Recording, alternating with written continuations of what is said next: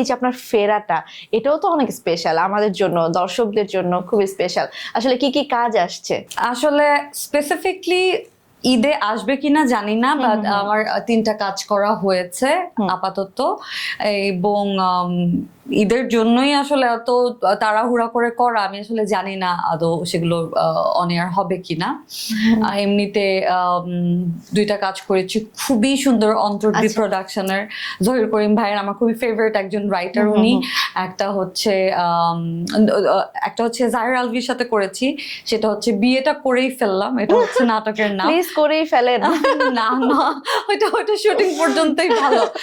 আর হচ্ছে আরেকটা করলাম হচ্ছে আরেকটা ছেলে, আমি ওর সাথে কখনো কাজ করিনি, ওর নাম নীরব, অনেক কাজ করে, অ্যাক্টিং করে, ওর সাথে করেছি।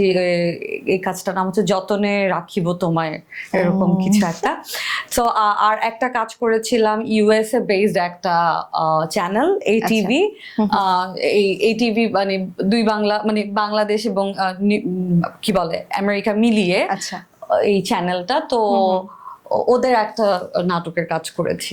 ওয়াও, আচ্ছা, এই যে দীর্ঘদিন পরে ফিরে আসা, এই সময় তো এই যে সহশিল্পী যারা, তাদের একটা পরিবর্তন এসেছে। আপনি শুরুতে যাদের সঙ্গে কাজ করতেন, এখন তো হয়তো তারা আছে কি না, আর যদি থাকে, মানে এই যে মিশে যাওয়াটা, এই কোপ আপ করছেন কিভাবে?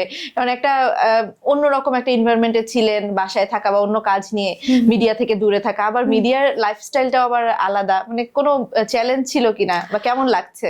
অনেস্টলি যেই টিমের সাথে কাজ করেছি, ওই টিমটা আসলে এত কি বলে গোছানো, এবং দুইজনই আসলে জেন্টলম্যান, লাইক সুব্রত দা এবং অমিতাভ রানা দুইজনই হচ্ছে অনেক বছর ধরে ওনারা চয়নিকা চৌধুরীকে অ্যাসিস্ট করেছেন।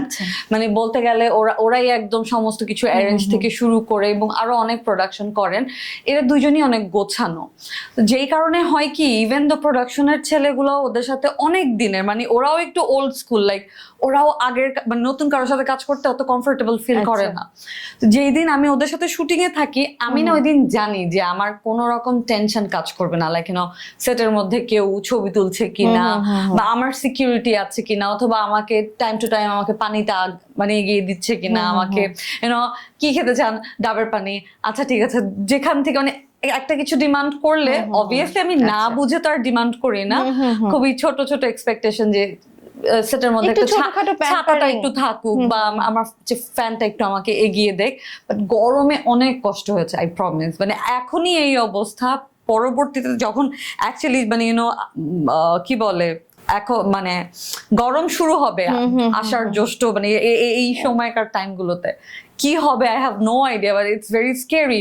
আমি লিটারালি আমার একটা ফ্যান নিয়ে আমি এখনই ঘুরি। শুরুটা যেহেতু ভালোভাবে হয়ে গেছে, ইনশাল্লাহ আপনি মানে ওই গরমেও আপনাকে কেউ পেছনে ফেলতে পারবে না, তখন আপনি এগিয়েই যাবেন। I hope for the best.